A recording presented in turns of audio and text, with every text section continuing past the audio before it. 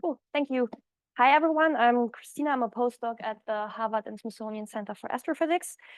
And I'll be talking about energetic radiation environments of exoplanets through time.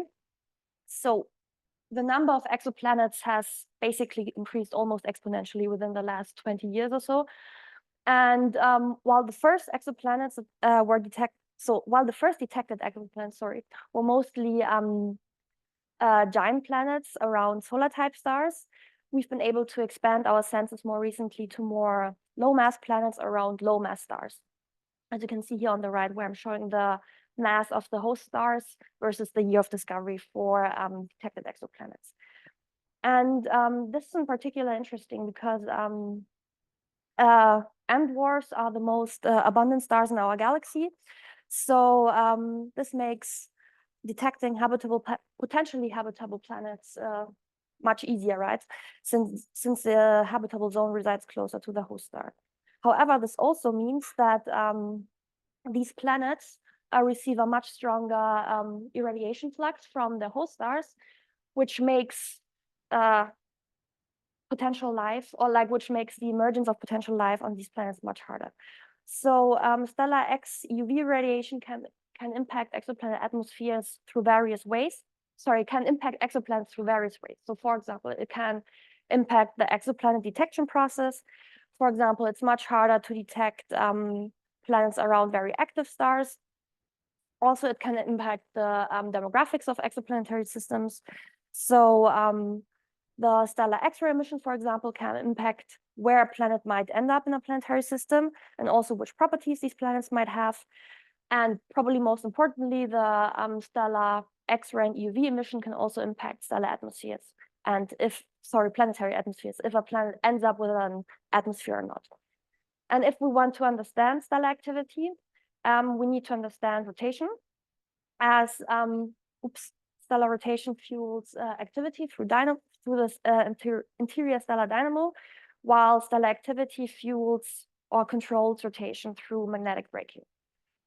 And luckily, we have plenty of rotation period measurements available for all kinds of young stars, which is shown here on this plot. I'm showing the rotation rate of various open clusters as a function of their age. So the higher the rotation rate, the faster rotating. And here on the right is the rotation period, which is basically the exact opposite. So the lower the rotation period, the faster rotating a star.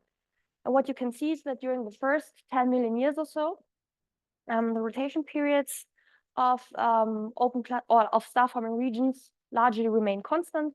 So this is because the stars are still surrounded by the disks, and these disks break the stellar spin-up. So this means that this prevents basically stars from spinning up. However, as soon as the disks are dispersed, they are free to contract, and this way, therefore, they can spin up, increase the rotation rate on their way towards the zero-age main sequence. Once they've reached the zero-age main sequence, they will start losing angular momentum via magnetic braking before they converge towards the mass-dependent Schumann-Edge branch, which is also the basis for gyrochronology. And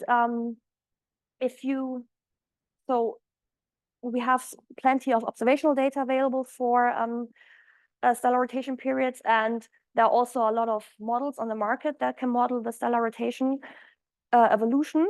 And we in particular are using this model developed by Cecilia Garaf and collaborators at the CFA. And the basis of this model is that stars are not born as pure dipoles, but they have complex magnetic field structures. And they ran a suite of 3D MHD simulations, and they found when you increase the order of the magnetic complexity of a star, you can decrease the angular momentum loss by several orders of magnitude. And this is mainly related to the open flux or the open field lines. And this model makes it very efficient is very successful in explaining the bimodality of both slow and fast rotators we see for young open clusters with ages somewhere between 100 million years to 1 gigayear. And yeah, so sorry, I have to rush a little bit. So we're using this model, and my goal was basically to combine the disk dispersal phase that is happening via X-ray driven photovibration and coupling this to the stellar rotational evolution model. And this plot here shows you a grid of how the disk lifetimes vary as a function of the stellar X-ray luminosity and stellar mass. Because remember, I told you that during the disk locking time, so when stars are still surrounded by the disks, right, the stellar rotation period remains constant. However, once the disk is dispersed, stars are free to spin up. And this means that the time of, so the disk lifetime can have an impact on the subsequent rotational evolution of a star. And in the framework of X-ray photovibration, the disk lifetime is only dependent on the stellar mass and the X-ray luminosity. And we have plenty of observational data available that we can use as an input. So for example, here I'm showing X-ray luminosities as a function of stellar mass from the Orion Nebula cluster, so from this COOP survey. And what you can also see is that for a given stellar mass, you see a strong scatter and X-ray luminosity. So for given stellar mass, you can have up to like 2 or 3 orders of magnitude scatter in LX, meaning that this can also change the disk lifetime a lot. So we're using these observed distributions of X-ray luminosity, stellar mass to compute disk lifetimes using our model. And we can, using these observed and realistic input distributions, we can easily recreate or reproduce realistic distributions of disk lifetimes, which range somewhere between 0 and 20 million years, depending on, as I said, stellar mass, stellar X-ray luminosity. And then we use these. So there's not only ONC, right? We have several young star forming regions. So we use the different rotation period distributions from these different clusters, plug them into our model, and then we can model the long-term evolution of the stellar rotation period.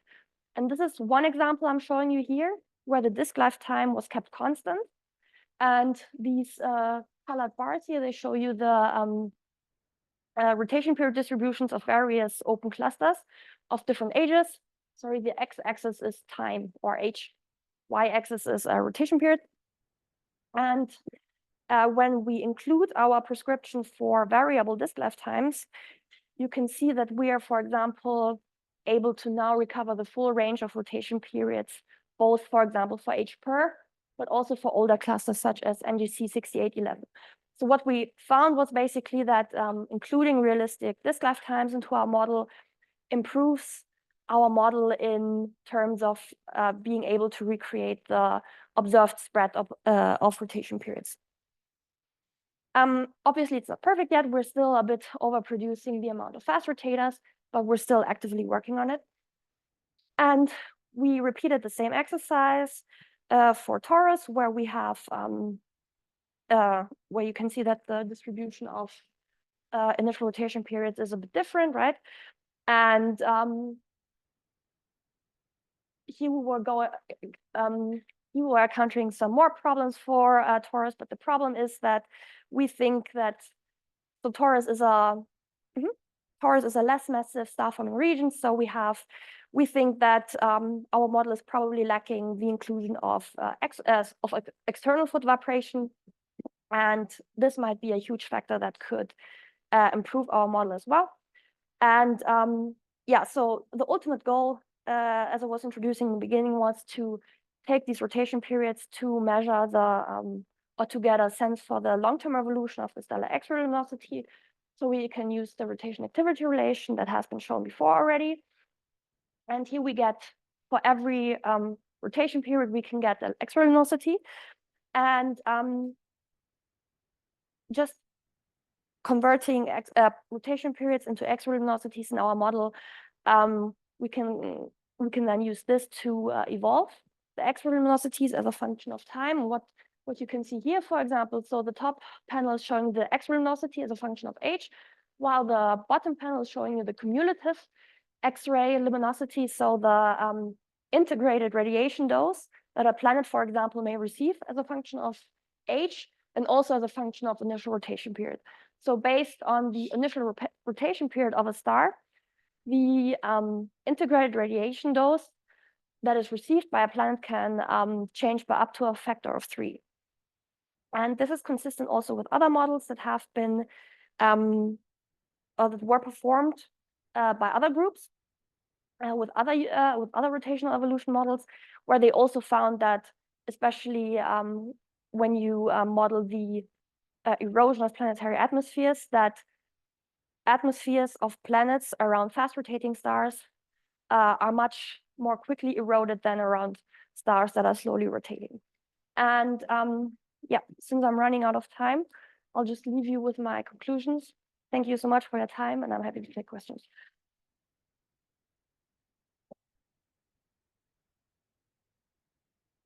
And we have time for a few quick questions. Maybe you can speak here to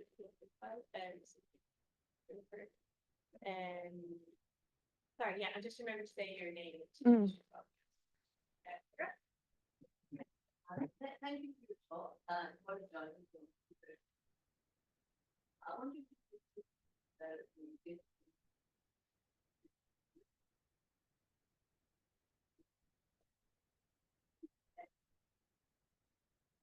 Definitely. So the question was about the disk masses and if they impact the disk lifetimes. So the X-ray foot vibration model that we're using was a bit simplified in that sense that it assumed that all the disks start with like 10% of the stellar mass. But then they were obviously the disk mass decreases during the disk lifetime, right? So and also in our population synthesis models, we were taking different stellar masses into account. So we had different disk masses, even though the initial mass was always 10%.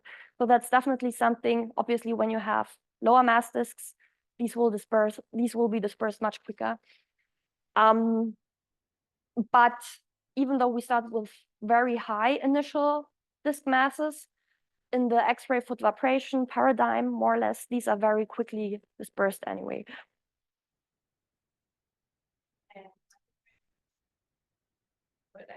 Okay, thank you.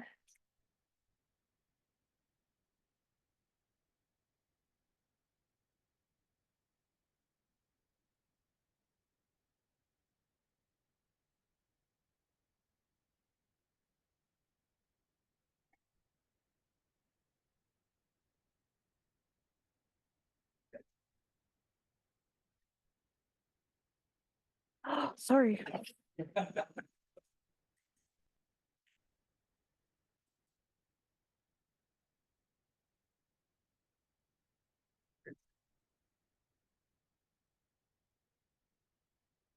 Put in. Yeah.